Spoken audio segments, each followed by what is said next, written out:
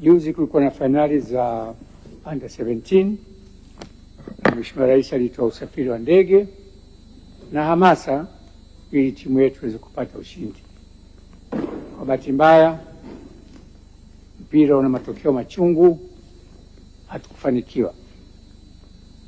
Lakini pamoja na hayo, kuna wabunge walijiunga na msafara huu kwenda Morocco.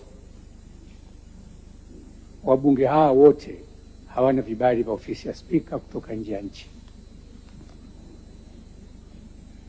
Kwa maana hiyo, natoa maelekezo kwa katibu, wabunge wote wasafiri bila kibali cha spika au ofisi ya spika waandikiwe barua za kujieleza kwa nini wamevunja kanuni za kibunge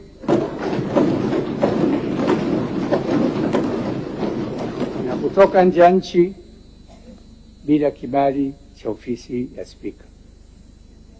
Pamoja na nia njema iliyokuwepo, taratibu za kibunge lazima zifuatwe. Katibu wape siku 4 kuleta majibu yao, na pale wataposhindwa, hatua za kikanuni za kinidhamu zichukuliwe dhidi ya wabunge wote walikwenda Morocco bila kibali cha ofisi ya spika.